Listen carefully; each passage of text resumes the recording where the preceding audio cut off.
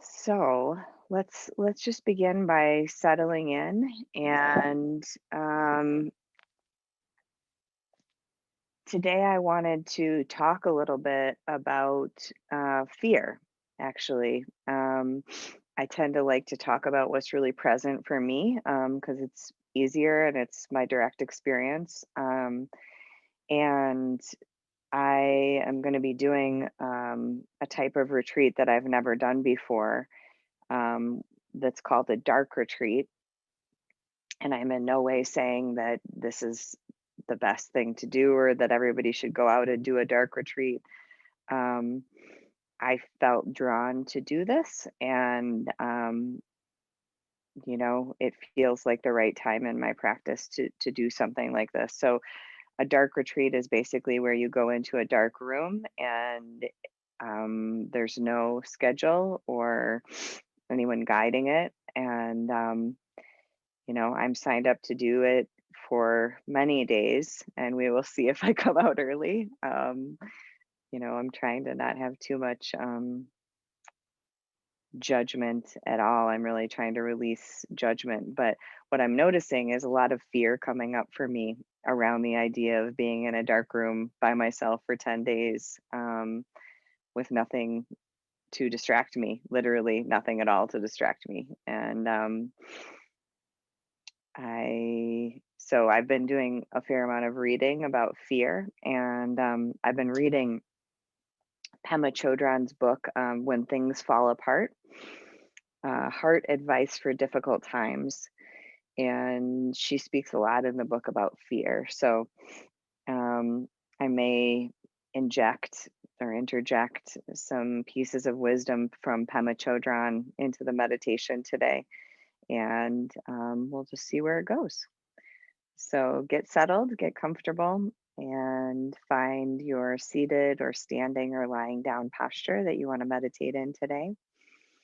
And what I typically say about eyes open or closed is that if you sense that having your eyes open today is going to be better for you, feel safer, or just be a better idea for you today for whatever reason, then do that.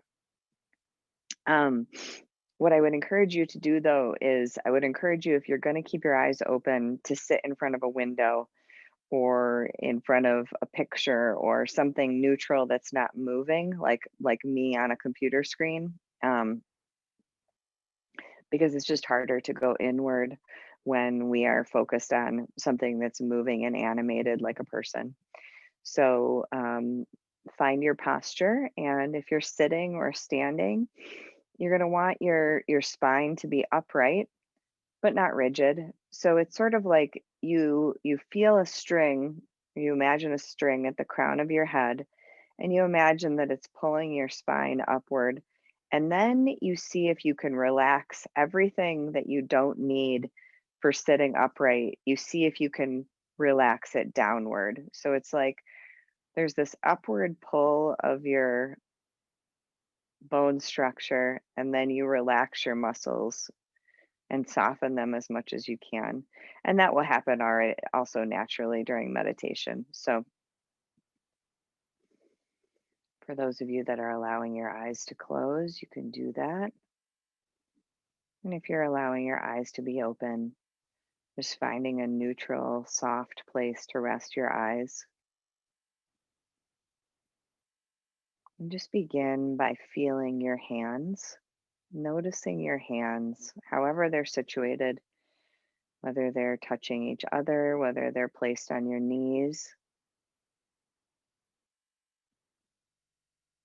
If you're sitting on a chair, ideally your legs are uncrossed, unless you're sitting with your feet up on the chair. But if your feet are down, ideally having both feet on the floor. If you notice that you're sitting in a chair and that's hard on your back, you might want to put something um, like a couple books or something underneath your feet.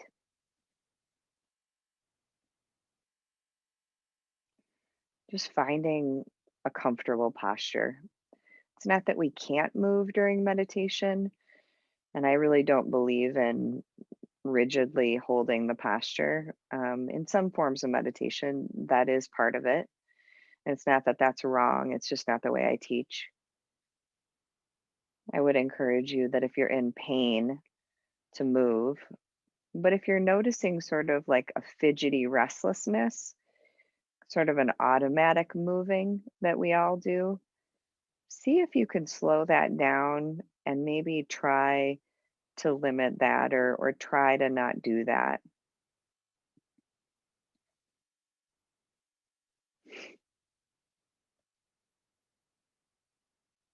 And if you notice a lot of restlessness, on a regular basis with meditation, it's important to know, I think, that at some points in our lives, and for some people for their whole lives, sitting meditation is just not the way to go.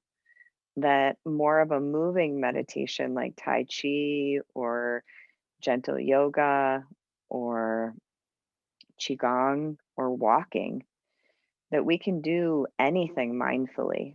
So I think the most skillful thing when choosing a practice is just to see what we're drawn to and recognizing that on a given day, at a given point, a practice might just not be what works for us. And rather than beating up on ourselves or having a lot of shoulds, it's actually far more skillful to just recognize, my body has a lot of anxious energy today. And maybe sitting meditation isn't going to work for me today or isn't going to be a great practice for me today. And then going for a slow, mindful walk instead. Or if you have a lot of energy, going for a fast walk. Just kind of tuning into what your body is needing on any given day. So settling into whatever posture you're in. And again, noticing the hands. Just feeling the shape of your hands right now. Feeling what your hands are contacting.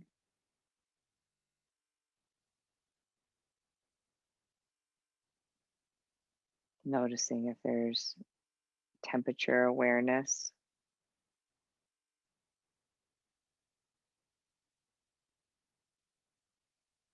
Noticing if there's any sensation in your hands right now, maybe a tingling, or if there's no sensation that you're aware of.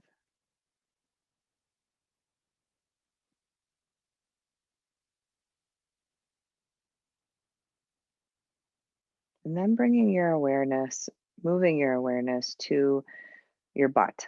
So the bottom of your spine.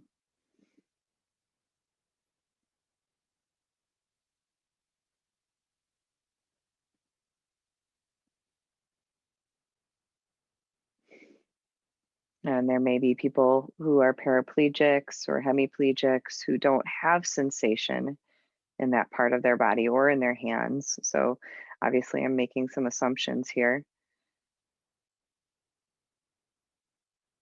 But if you have awareness of sensation of the lower half of your body, then just bringing awareness to that.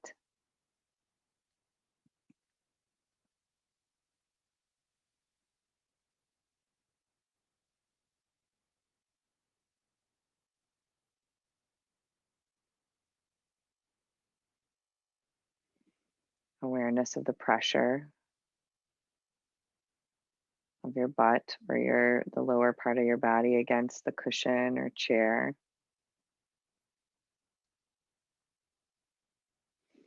Feeling the heaviness of the lower part of your body. Maybe noticing a sense of groundedness or connection to the earth.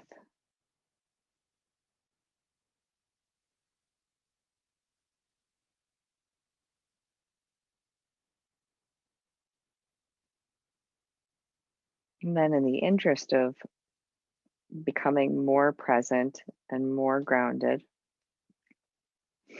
let's do a visualization about the lower half of your body, where we're just imagining that We have a root, and it's growing out of the bottom of your spine. For those of you that are sitting on a chair, it might feel more intuitive actually to have the root growing out of the bottom of your spine and then growing down through your legs and down through the bottoms of your feet. I find it easiest when I'm sitting on the floor cross legged to imagine the root coming out of my spine. But if I'm sitting in a chair, I find it easiest to imagine the root kind of bifurcating or going into two roots down through my legs and down through my feet. So whichever works best for you. And just start to picture this root or these roots traveling down through the floor of whatever structure you're in right now, traveling down all the way till your root hits the actual earth. And just visualizing this brownish red root traveling deeper into the earth, imagining kind of like how a tree root would grow and almost like you're watching like a sped up nature film or something like that of a root growing downwards. So just imagine and see in your mind's eye big taproot growing downwards out of your body, connecting you to the earth.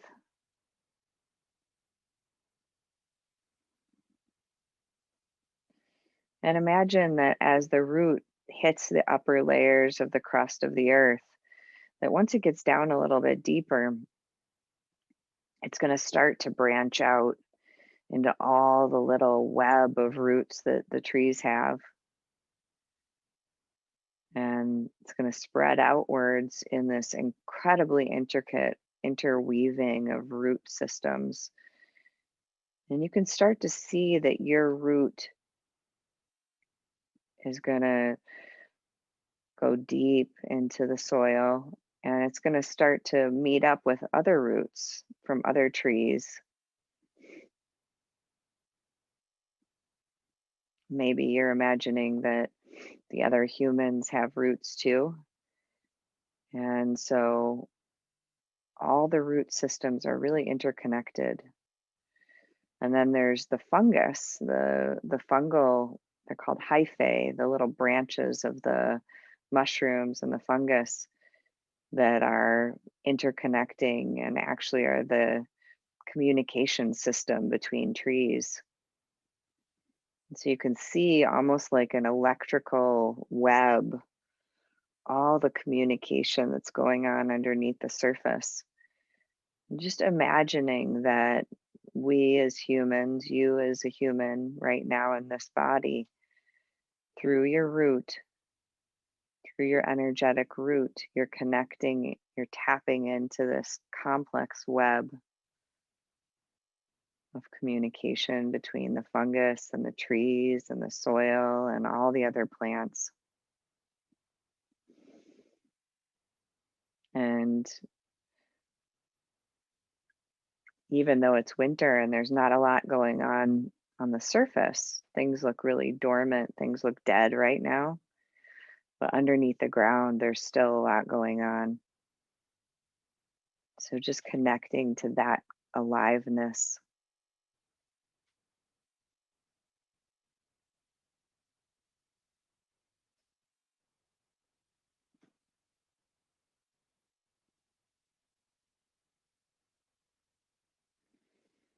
And feeling the lower half of your body as it sinks deeper and deeper into the ground,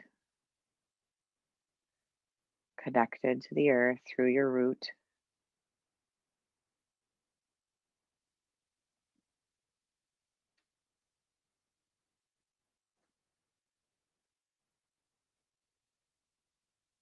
And then connecting your breath to the root,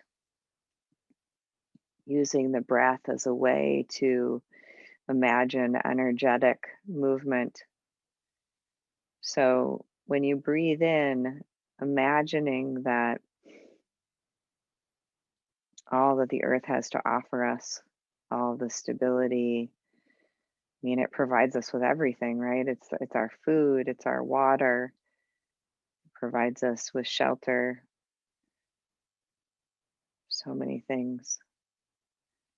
And so imagining, knowing, connecting to the energetic connection that we all have to the planet, but really making it alive by using the visualization to imagine that every time you breathe in, you're literally pulling the nutrients, much like a tree would do. You're pulling up the nutrients and the water and the healing that the earth has to offer, and the connection too, because so many of us right now are in our isolated bubbles, because of the pandemic. And so I think it's really important to remember that even though physically many, many of us are not in communication in person with people, and that can get very lonely and isolative. And so we have to rely upon our imaginations right now to remind us that we are still very, very interconnected and interwoven. Because on the surface level, above ground, much like winter, it's kind of desolate right now. And so let's use our imaginations and our creativity to remember how connected we each are to each other and to the earth. So tuning in once again to your root, traveling down into the earth, interconnected with all the other roots of the trees and the people and the fungus and the other plants. Of seeing that. And then as you breathe in, you're breathing in connection. You're breathing in that interconnected, interwoven web that we were just picturing. You're breathing in the sense of nurturing that that kind of connection can provide. And if that doesn't make sense and you're like, what is she talking about? Just imagining that that's possible. So I'm not asking you to feel anything specific. It's more like we're just having an intention to imagine something. And sometimes we get a feeling from that, and sometimes it's just a picture. And sometimes it's really hard to access. So if this is difficult for you, if you're not a super visual person, don't be hard on yourself. This is not the way that everybody thinks or learns through visual stuff like this. So if it doesn't translate to your brain and if it doesn't really resonate, just breathe. Just breathe in and know that when you breathe in, you're connecting. You're connecting to everything that is. And it can be that simple. And for those of you that are really visual, you can use the visualization and your imagination. But it's not bad if this is not intuitive for you or feels not accessible. So breathing in the idea of earth energy, breathing in a sense of groundedness and stability and connectedness. Knowing that even when it looks like winter on the surface of things, that there is the hope and the seed of spring and bloom and interconnectedness just under the surface, and that things will shift and change, and that the isolation of winter will give way to the interconnectedness and bloom of spring, and that it's around the corner. So breathing in that hope and that possibility for the newness that's around the corner.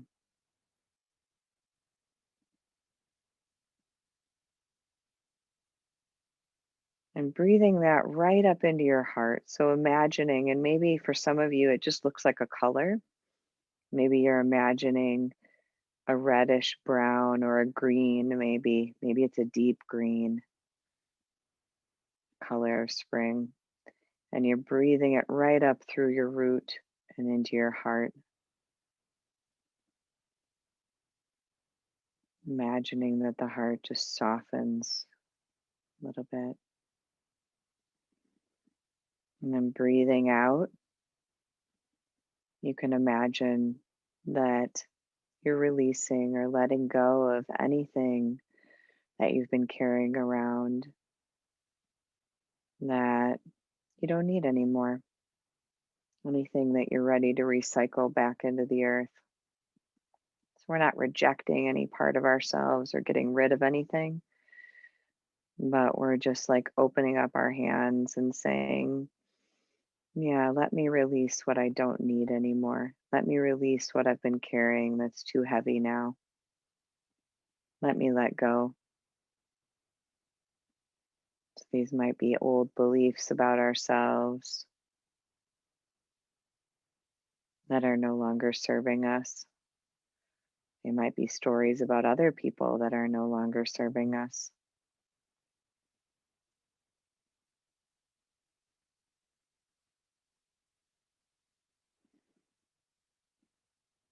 Just allowing yourself to breathe in the stability and the freshness of the earth,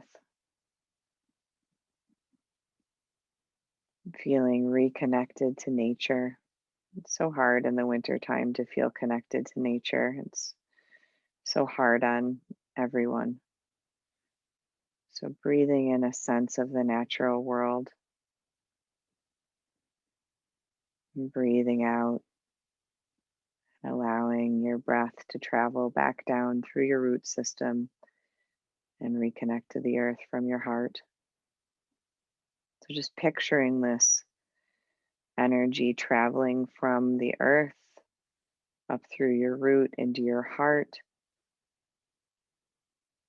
softening and expanding, and then energy traveling back down into the earth,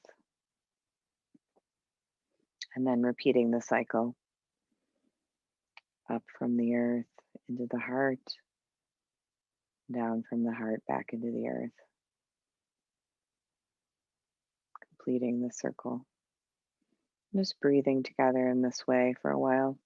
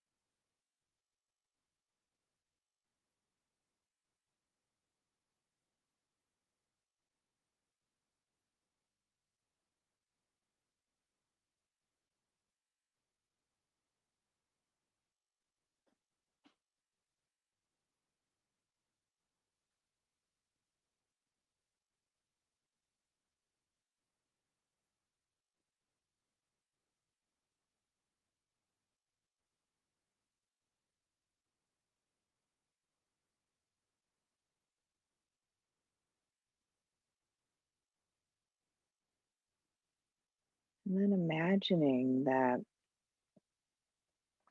the entire world is breathing with you. So you might get a sense of like as you breathe in, imagining that all the trees and the plants and people and animals and even like the planet itself. You could just even imagine that the planet itself expands a little bit, much like your chest and your lungs expand when you breathe in. Just picture that as you breathe in, imagine the whole planet just like getting a little bit bigger, a little puffy, and that as you breathe out, the if you're if you're in outer space and you're sort of picturing the earth, the world from like a spaceship view, imagine that you could just see the earth breathing in, and as you breathe out, the earth breathes out and it contracts a little bit.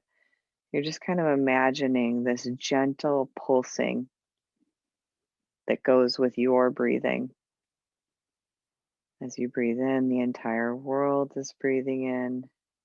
As you breathe out, the earth breathes out. Feeling, just imagining that for a few moments.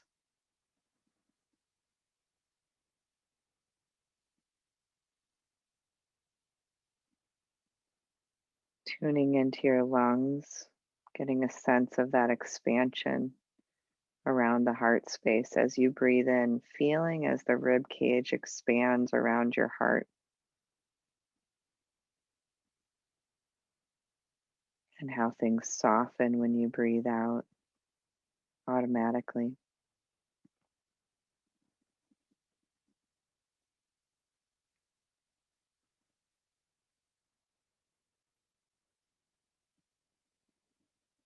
And as always, when we meditate, knowing that the mind is a thought generator, that's its job.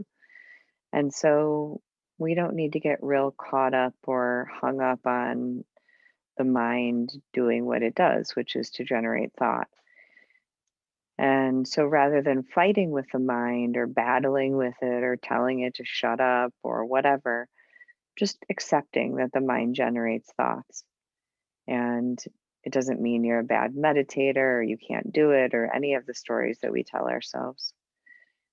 If you have thoughts, you get distracted by anything, it's not the end of the world. In fact, it's happening to all of us as we sit here together all the time. You're not alone in it. And so just aiming to develop a real gentleness with ourselves, a real kindness, being careful to not do meditation in the way so many of us have been trained to and do life, which is kind of in this like very self critical, perfectionistic way. Meditation is a chance to start changing that habit and bringing more love and kindness into our experience with ourselves, our intention towards ourselves. And so if you're noticing a lot of self criticality or judgment, the idea is not to be self critical about that either. That could be a big spiral. So if you're noticing judgment, just notice it. That's how we're going to approach everything in meditation is if something's arising, you know, you just see it. You're like, oh, okay. There's a lot of thought about this thing going on with my mom or my child or my partner, or there's a pain in my knee that I keep getting drawn to. It's not about making any of those things wrong or naming them as a problem, which is what we so often do. It's about shifting that belief system entirely so that none of those things are a problem. They're just awarenesses. Like, oh, hmm, My mind is really running about this thing. And a lot of times, if there's a story there that keeps coming up for you today, what I would encourage you to do is actually what I have found in my own practice is that if there's a story, like if I'm running over, like, oh, I'm going to say this in a text message, or I'm going to say this, or, a lot of times there is emotion underneath it that is what's driving the story.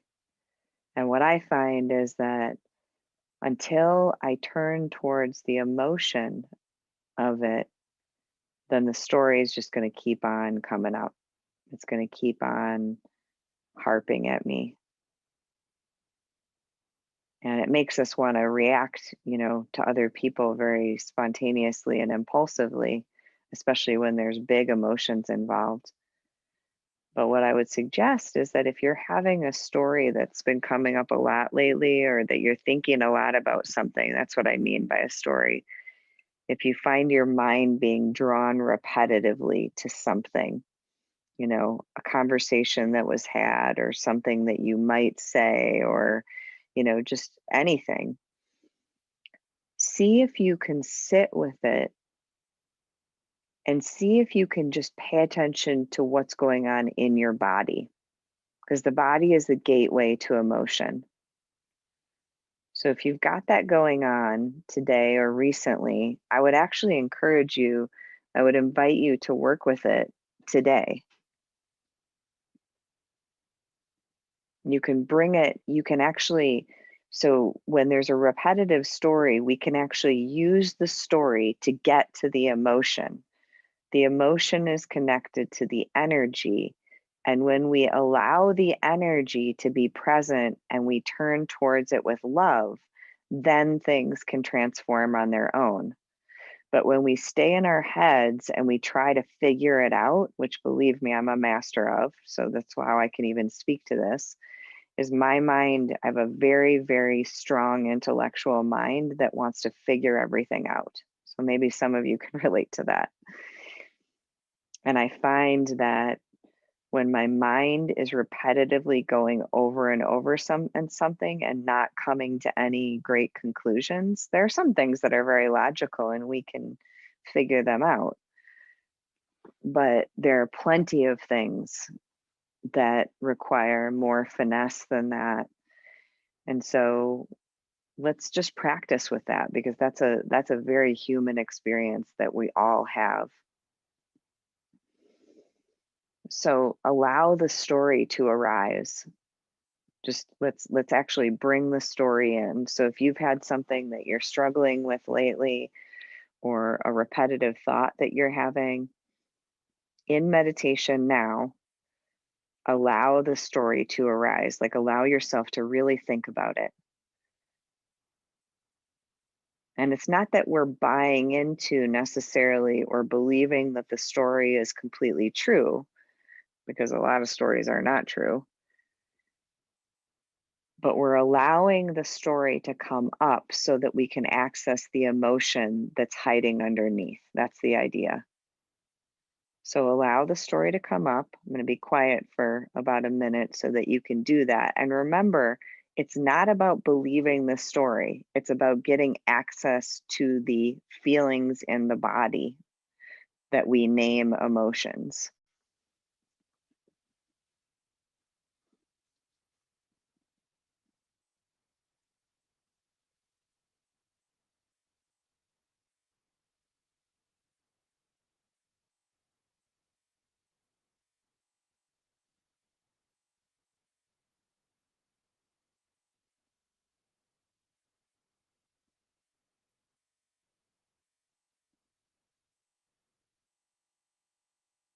So when you're allowing yourself to feel the story, you might be remembering an interaction you had with somebody.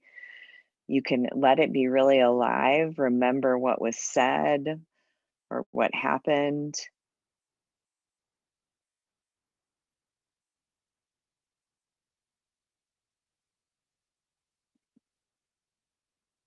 And, if you're in a tender place right now, you might not want to pick the hardest thing. you know, to start practicing with this sort of thing. So if you're feeling too tender or vulnerable today, maybe pick something that you're not super triggered or charged by.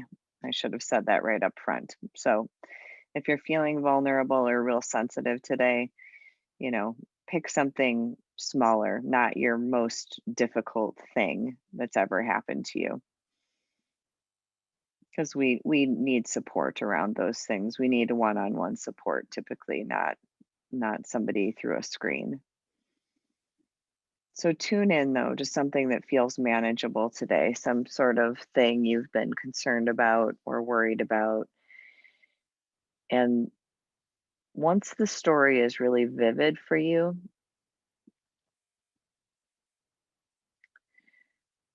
see if you can turn your awareness towards your body now. So the mind is going to want to keep telling the story, but see if you can tune into what your body is feeling. Just notice the physical sensations. And since we're all at home and you can talk out loud, you might even want to start naming out loud the physical sensations because it helps us keep in our body, stay in the body, and get out of our heads a little bit more. Not that the head is bad, but the body doesn't lie. It doesn't tell stories. The body knows the truth of things. And so start naming what you're noticing in your body, whether that's inward or outward, it doesn't matter.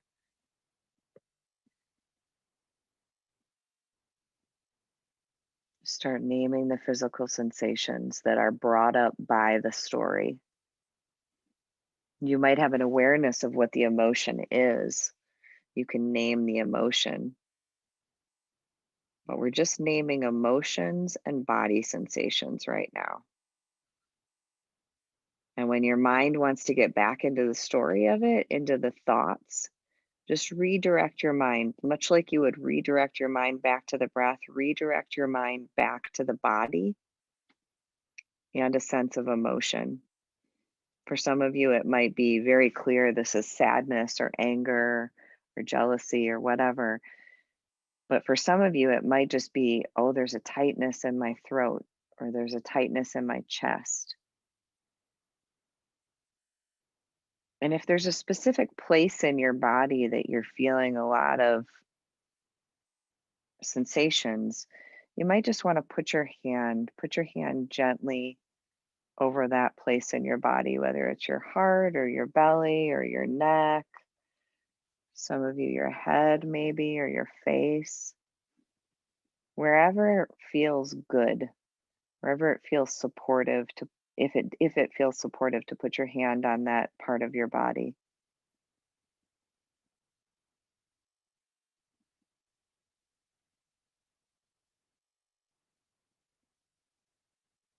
I'm just getting a sense that there's suffering here, you know? This is hard, whatever it is you're going through. Otherwise, your mind wouldn't keep revisiting it. And the brain just does that because it wants to figure it out. It's trying to help you. But what the brain doesn't understand is that sometimes we need to just drop into the energy, into the emotion, into the body feelings, and we just need to be present. That's what we all want. We want just somebody to hold space for us and just listen. So we're learning how to listen to our own bodies. We're learning how to hold space for ourselves, like you would do for your best friend or your child or anyone you really care about. We're learning how to do that for ourselves. Just listening, just listening. And when I'm going through something really hard, that's very, very difficult or triggering, or even something softer that's not as hard, sometimes what I find is helpful because if you're really triggered, your brain is completely shut off and it's hard to think. So sometimes if I'm really having a hard time, what I'll do is I'll just put my hand on my heart And I'll just say, I love you. I love you. I love you. And I use it as a mantra, just kind of repeating that to myself because so many of us have a very old self critical voice. Many of us had a judgmental parent. We've kind of adopted that way of being with ourselves. But what I've really found in my work with clients and with myself is being self critical really doesn't help anything, even if it's a really old habit.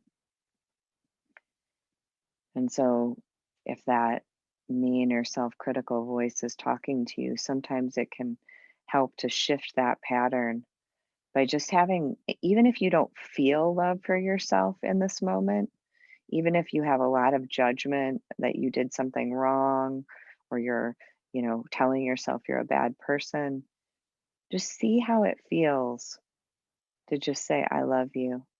And you're talking to this part of yourself that's feeling the shame or the anger or the isolation or the depression.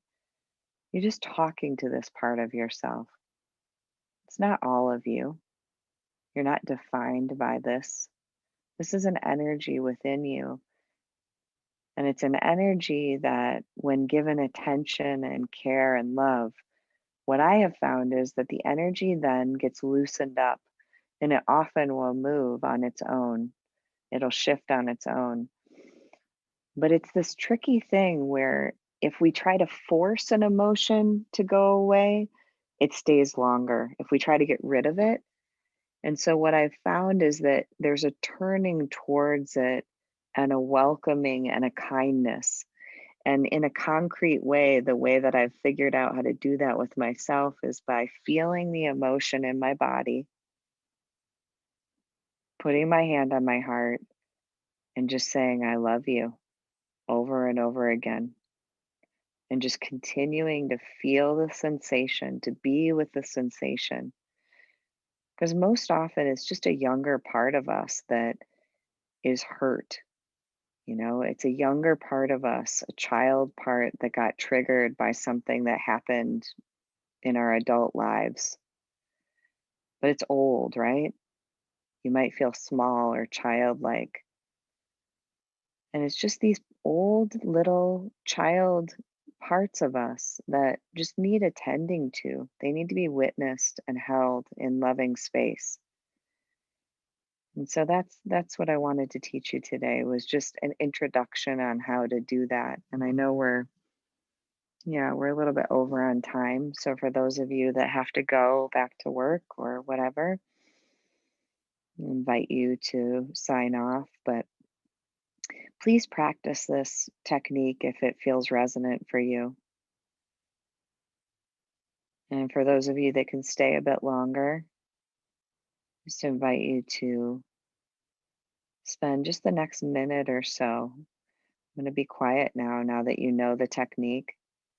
Just invite you to feel into your bodies. And if it feels resonant, to say, I love you to this smaller or older or younger part of yourself. Just doing that for the next minute or so, and then we'll finish.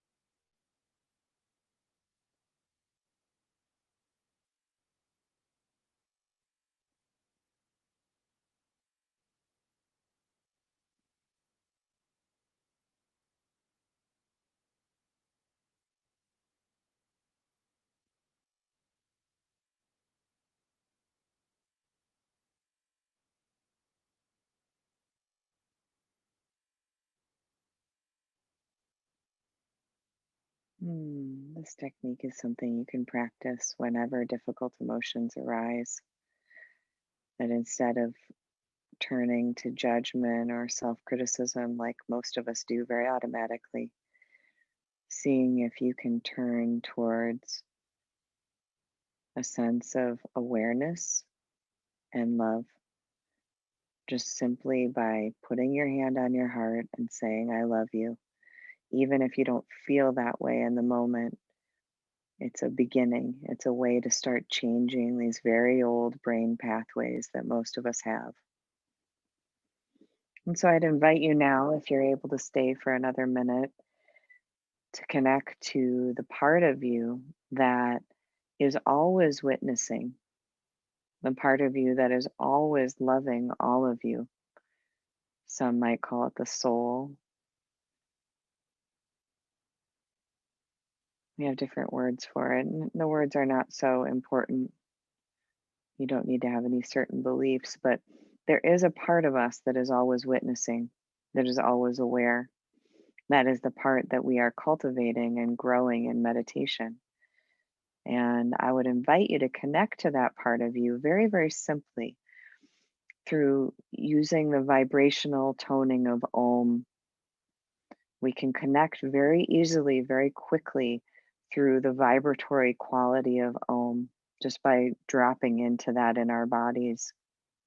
Connects us very quickly to the witness. So let's do that. It's very short, and it's a way that if you don't have a lot of time, that you can connect to that part of you that is ever loving, that can hold space for anything that's coming up for you. So let's just do 3 ohms together, and we'll breathe in a moment together, and then we'll breathe out and do the Om, and we'll do that 3 times. Knowing that the point of this is to connect to the vibration and just feel the vibration. Literally, that's the only point. Feel the vibration of the Om in your body. Just notice it and allow it. So breathe out completely first. Breathing in. Oh.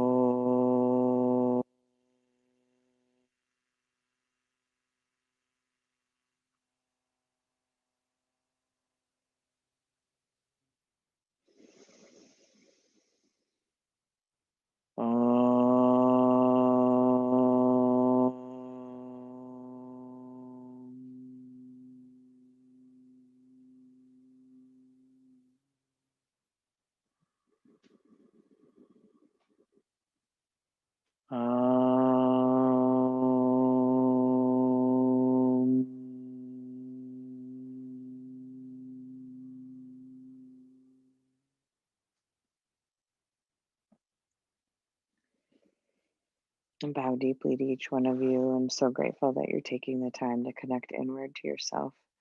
It's really the greatest gift that you can give to yourself and to everyone right now. It's the way to create peace is by finding that compassion for ourselves. Because when we learn how to be self-compassionate, then we can actually be that way to others. So thank you. Thank you for your practice. Thank you for your time. Thank you for your energy and just for showing up. I dedicate our practice today with the wishes and the intention that all beings be alleviated from their suffering. May the energy of our practice spread outwards in all directions and help to end the suffering of all beings everywhere. Bow to each one of you. So glad you came today. And looks like we have 6 minutes left. So if anybody has any questions, I'd be happy to answer them. It looks like there's some things that I'm going to pull up. Also, a reminder that next week will be the Yoga Nidra. So people get your stuff together for Yoga Nidra next week. Yeah, make your cozy nest. So Nancy, great question. Strategies for when pain sensations, neck pain, back pain interrupts. Yeah, so what I find with pain, it depends on how severe the pain is, but actually turning towards the pain. So, rather than like trying to push it away because that's what we're used to doing, um, actually tuning into the sensations. Because what you probably realize is that pain, when we're ignoring it or holding it at bay or pushing it away, it could be like a black box of pain. And then it gets all wrapped up in fear and like a story that the pain is going to last forever. At least that's how pain is for me. And what I notice is that when I can work more skillfully with pain, which is not all the time, pain is tough to work with. But on days where I'm working with it more skillfully, I find that when I can actually start to use the pain as the meditation. So use the sensations of pain and the qualities, and because pain it's not a black box, actually, it's ever changing, and there's subtleties to it. And so, especially for people with like severe chronic pain, um, that, there's just no escaping it. I mean, it's always there. Um, I think tuning into it and noticing the ever changing qualities instead of running away from it or shoving it away. That's what I would suggest to do with pain, because pain, if you're telling yourself that the pain is the problem and it's distracting you, I mean, if it's a subtle pain, and if it's a pain that is caused by the way you're sitting, like until I found a certain meditation cushion, my left foot would always fall asleep, and it became quite painful. If it's that sort of thing, I don't see any problem with moving. And or but you can also practice with that kind of pain too. um so if it's a pain caused by body posture, move. And if sitting up it creates a ton of pain and it's really distracting and awful, then try meditating lying down. And Sarah, if yeah. did you see Nancy also? She added another. Oh, sure, okay. I just wanted to. Thank you. No, I hadn't seen that. Yes, I understand what you're saying. I've done this in the past and it's almost like it's no longer pain, but sensations. Exactly. That's what I'm talking about. That you've gotten to the point that I'm speaking about, where it's ever changing sensations, and the fear drops away. And that fear and pain are just so tightly interwoven, and the suffering comes a lot from the fear rather than the sensations, is what I've found. Um, so I hope that's helpful. You're welcome, Nina. Pam, thank you. The parts work is so resonant. I'm so glad. Yeah, I find a lot of utility in parts work too. And John, you talked about when emotions get loosened and shift. Is that a physical shift in the body or the emotion of the emotion changes? Both. I mean, my experience, which is the only thing I can speak to really, is that um, when I'm fighting against an emotion, like irritability, for instance, which is something that most of us feel on a regular basis.